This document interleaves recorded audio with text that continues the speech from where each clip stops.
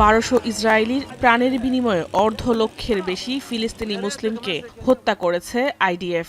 অনেকটা মাটির সঙ্গে মিশিয়ে দিয়েছে গোটা গাজা উপত্যকাকে। আশ্রয়হীন হয়ে গাজার লাখো মানুষ এখন মানবেতরও জীবন পার করছেন সেখানে। গাজার দক্ষিণাঞ্চলে খান ইউনিসের তাঁবুগুলো লক্ষ্য করে হামলা চালিয়েছে ইসরায়েলি সেনারা। তাদের হামলায় প্রতিদিনই নতুন করে প্রাণ ঝরছে ফিলিস্তিনি মুসলিমদের। স্বজন হারানোর আত্মচিৎকারে ভারী হয়ে উঠছে গাজার বাতাস।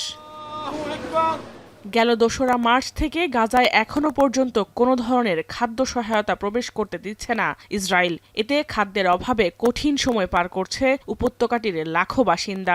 সেই সঙ্গে মানবাধিকার কর্মীরাও চরম অমানবিক জীবন পার করছেন সেখানে। বিশ্ব খাদ্য কর্মসূচি WFP জরুরি ভিত্তিতে গাজায় খাদ্য সহায়তা পাঠানোর অনুরোধ জানিয়েছে। এদিকে গেল মাসে ইসরায়েলি হামলায় প্যালেস্টাইন রেড ক্রিসেন্ট সোসাইটির 15 কর্মীর নিহতের ঘটনায় তদন্ত প্রতিবেদন প্রকাশ করেছে তেল আবিব। সেখানে পেশাগত ভুলের কারণে স্বাস্থ্যকর্মীদের মৃত্যু হয়েছে বলে দাবি করে আইডিএফ। যদিও বিষয়টি নিয়ে ইসরায়েল মিথ্যাচার করছে বলে দাবি রেড ক্রিসেন্ট সোসাইটির। আন্তর্জাতিক সম্প্রদায়কে এই বিষয়ে যথাযথ পদক্ষেপ নেওয়ার আহ্বান জানিয়েছে মানবাধিকার সংস্থাটি। বান্ডেল থাকলে প্রতি সেনমানিতে টাকা বাঁচবে। বিকাশ সেনমানি বান্ডেল কিনে জিতুন প্রতি লেনদেনে। গাজার এ পরিস্থিতি আর সহ্য করা যাচ্ছে না।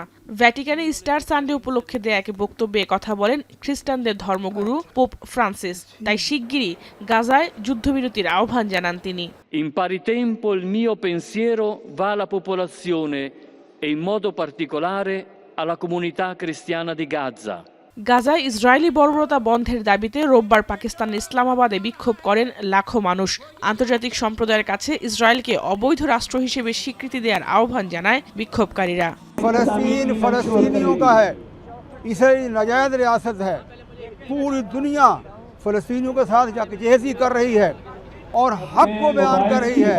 इसराइल एक नाजायज रियासत है, उसको खत्म होना चाहिए और फलस्तीन को मिलना चाहिए। पिछले 1.5 साल से हमारे फलस्तीनी भाइयों के साथ जो जुल्म सितम रवा है, इस्लामी ममालिक उनके सरबराहान बिल्कुल खामोश बैठे हैं। अपने तमाम पाकिस्तानी अवाम से हमारी गुजारिश है कि वो मुकम्मल इसराइली मसनूआत का बाइकआउट करें।